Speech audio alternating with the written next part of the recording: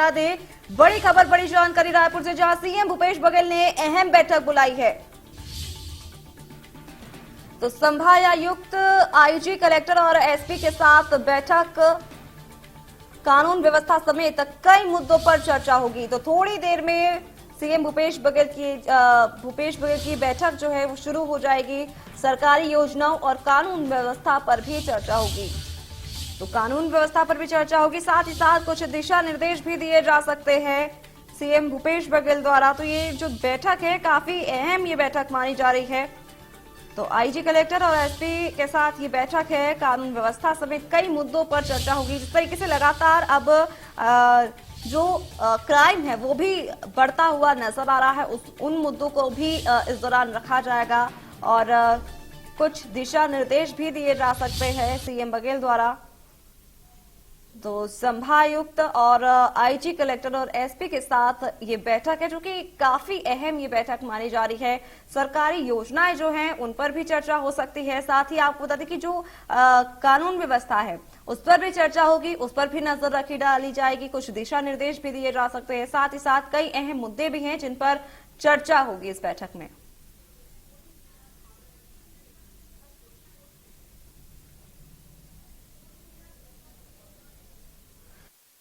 जानकारी के लिए हमारे साथ दीपक विश्वकर्मा हमारे साथ जुड़ गए हैं, उनसे जान लेते हैं।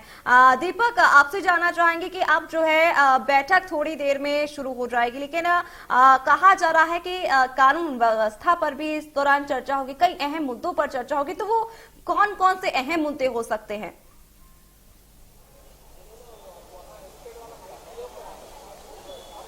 जी देखिए, सबसे महत्वपूर्ण बात यह है कि जितने भी आईजी हैं, जितने भी एसपी हैं, जितने भी कलेक्टर हैं, जितने भी जिला पंचायत सीईओ, जितने भी संभागायुक्त हैं, सब लोग पहुंच चुके हैं। मुख्यमंत्री भूपेश बघेल का इंतजार हो रहा है। एसीएस होम पहुंच चुके हैं, आईजी इंटेलिजेंस पहुंच चुके हैं। अब सिर्फ और सिर्फ इंतजार है तो मुख्यमंत्री भूपेश बघेल का। मेरे पीछे अगर आप देख सकते हैं रेड कारपेट बिछा हुआ है। उसके साथ साथ बात की जाए, मेरे दाईं ओर गार्ड ऑफ ऑनर देने के लिए मुख्यमंत्री को जवान तैनात हैं। तो आप एक चीज समझ सकते हैं, सिर्फ अब इस बैठक के लिए मुख्यमंत्री भूपेश बघेल का इंतजार किया जा रहा है। और जहां तक अगर बात की जाए, अब बैठक जो है 9:30 बजे शुरू होनी थी, थोड़ा विलंब हो गया है। ये बैठक 2:30 से 3 बजे के आसपास चलेगी। आज और कल 2 दिन ये बैठक चलनी है और पहली जो पाली में बैठक हो रही है, हालांकि ये ज्वाइंट बैठक है, कलेक्टर भी मौजूद रहेंगे, एसपी भी मौजूद रहेंगे, सब लोग साथ हैं, सब लोग अपनी जगह ले चुके हैं। लेकिन ये जो 2 पालियों की बैठक है, इसमें पहली पाली में जो चर्चा की जाएगी वो आईजी से, एसपी से और तमाम जो पुलिस के आला अधिकारी है, चाहे वो एसीएस होम, ये तमाम लोग रहेंगे।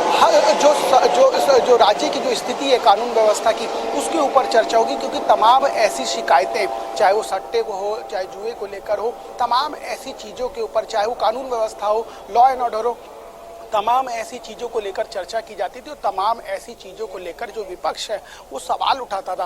तो आज जो सबसे पहले चर्चा की जाएगी, तो सबसे पहली चर्चा लॉ एंड ऑर्डर को लेकर होगी, सबसे पहली चर्चा कानून व्यवस्था को लेकर होगी, सबसे पहली चर्चा जो होगी वो जिस तरीके से सट्टे को लेकर, अवैध शराब को लेकर, इन तमाम चीजों को लेकर जो प्रदेश में माहौल बना हुआ है उसको लेकर चर्चा की जाएगी। क्योंकि लगातार विपक्ष जिस तरीके से घेराबंदी करता है, तो उन तमाम मुद्दों पर चर्चा होगी। क्योंकि एक प्रदेश की अगर बात की जाए, एक प्रदेश जब भी सक्षम बन सकता है, एक प्रदेश जब भी मजबूत बन सकता है जब वहां का लॉ एंड ऑर्डर मजबूत हो, जब वहां की कानून व्यवस्था मजबूत हो। क्योंकि आप जब किसके बारे में बात करते हैं तो वहां वो व्यक्ति सुरक्षित है, हमको वहां रहना चाहिए, वो प्रदेश बहुत सुरक्षित है।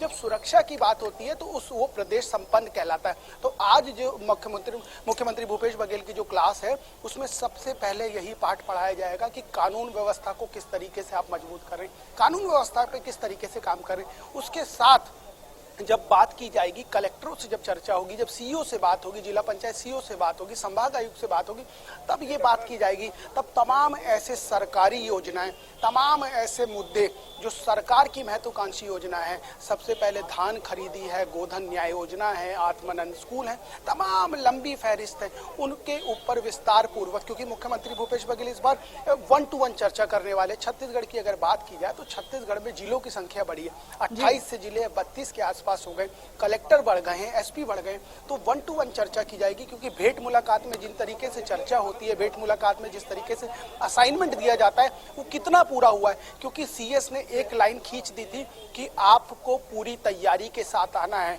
आपको बिंदुवार तरीके से आना है, समय जाया नहीं होना चाहिए, आपके पास जवाब होना चाहिए, आपने क्या काम जी किया, क्या कर रहे हैं, बिल्कुल आपकी दीपक, ये रूपरेखा भी क्या कहा है। जा रहा है कि जिस तरीके से कई अहम मुद्दों को इस दौरान रखा जाएगा, लेकिन अगर बात की जाए अहम चीजों की, अहम मुद्दों की जिस पर जोर दिया जा सकता है, तो ये एक तो कहा जा रहा है कि धान खरीदी पर ज्यादा जोर दिया जा सकता है। साथ ही साथ कानून व्यवस्था, जो कहीं ना कहीं लगातार जो शिकायतें आती रहती हैं कानून को लेकर के, उस पर भी ज्यादा जोर देने की बात सामने आ रही है।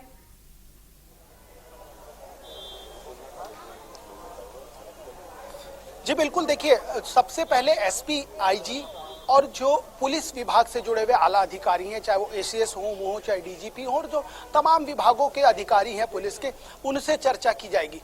बैठेंगे सब साथ, लेकिन सबसे पहले पुलिस विभाग की समीक्षा की जाएगी। जो तमाम शिकायतें, क्योंकि विपक्ष लगातार एक ही चीज बोलता है, लॉ एंड ऑर्डर नहीं है, लॉ एंड ऑर्डर बिगड़ गया है, प्रदेश की स्थिति खराब हो गई है, गोलियां चल रही है, तमाम चीजें जिस तरीके से आरोप लगाता है। तो सबसे पहले लॉ एंड ऑर्डर की बात होगी, सबसे पहले कानून व्यवस्था की बात होगी। जब कानून व्यवस्था की चर्चा हो जाएगी तो एसपी को विदा कर दिया जाएगा। विदा करने के बाद जो सरकार की योजना है, क्योंकि देखिए सबसे पहले अगर जब चर्चा लॉ एंड ऑर्डर की जा रही है, कानून व्यवस्था की जा रही है, वो इसलिए महत्वपूर्ण हो जाता है कि जब आप चर्चा करते हैं, जब आप प्रदेश की बात करते हैं, खुशहाली की बात करते हैं, अच्छाई की बात करते हैं, तो सबसे पहला सवाल यही होता है कि प्रदेश में कौन कितना सुरक्षित है, प्रदेश की कानून व्यवस्था कैसी है, लॉ एंड ऑर्डर कैसा है। इसको मजबूत करने के लिए जोर दिया जाएगा। क्योंकि जब सरकारें या राजनेता किसी भी जगह जाते हैं, किसी भी जिले में जाते हैं या किसी भी मोहल्ले, ब्लॉक, गांव में जाते हैं, तो सबसे पहली बात यही होती है कि कितना शांत है, कितना सुगम है, कितना अच्छा है। इन जब तमाम चीजों की चर्चा की जाती है तो सबसे पहला सवाल यही होता है कि कानून व्यवस्था की क्या स्थिति है। आपके यहाँ थानेदार तो ठीक है, घूस तो नहीं मांगता, शराब तो नहीं बिकवाता, सट्टा तो नहीं खिलवाता।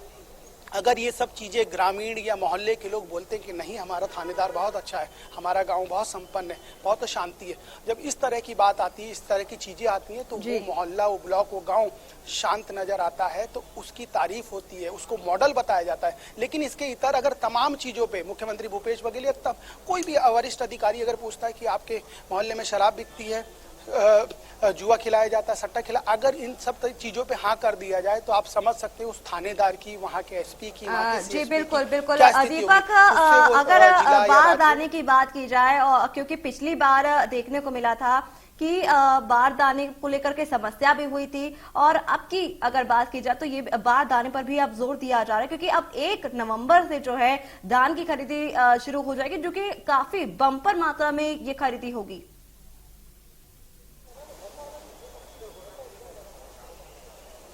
जी बिल्कुल, देखिए थोड़ा इसको विस्तृत ढंग से अपने दर्शकों को बता दूं, इसी कलेक्टर कॉन्फ्रेंस से उस चीज को भी जोड़ देता हूं। देखिए आज जब कलेक्टर से चर्चा होगी, संभागायुक्त से चर्चा होगी, तो सीएस ने एक लाइन खींच दी है। क्योंकि धान खरीदी को लेकर एक कलेक्टरों के साथ बैठक हो चुकी है, सीएस की चीफ सेक्रेटरी बैठक ले चुके हैं।